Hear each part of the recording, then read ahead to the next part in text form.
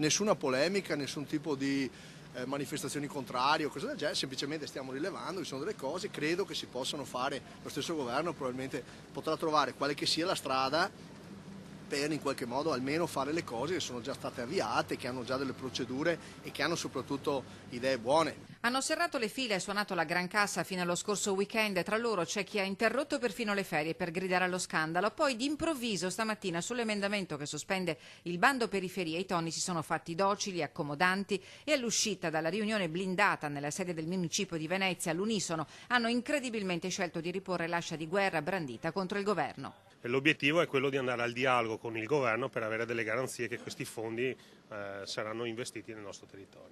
Cercheremo di trovare i parlamentari veneti, discutere assieme a loro, trovare le soluzioni. Non c'è contrapposizione col governo, ma è chiaro che i soldi devono arrivare. Non c'è ad oggi nessun tipo di taglio, c'è uno slittamento e semplicemente abbiamo concordato tutti insieme di fare i necessari chiarimenti per avere dal governo, dagli esponenti del governo, quelle certezze che già ci sono state anticipate.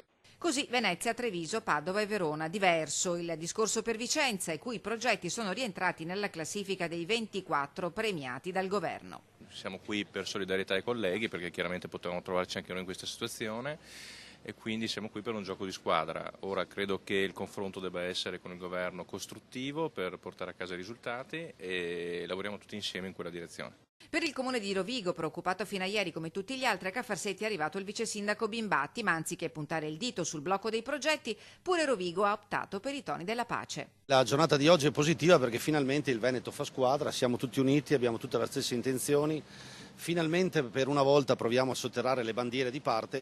Fuori dal coro il primo cittadino di Belluno che ha ricordato come il primo effetto del blocco del bando periferie sarà la perdita del finanziamento dei privati ed è stato solo Belluno ad ammettere l'esistenza di una frattura a livello istituzionale e ad abbozzare un'ipotesi di soluzione tutta politica. C'è uno Stato che cerca di fare quello che può ma che non conosce minimamente le problematiche del territorio e c'è un territorio che è in trincea dalla mattina alla sera sui problemi della quotidianità che spesso ha grandi difficoltà nell'interloquire con i livelli superiori. Credo che se questo problema non verrà affrontato chiaramente si formeranno nuovamente si troveranno delle soluzioni naturali dal territorio per le problematiche che riguardano i cittadini.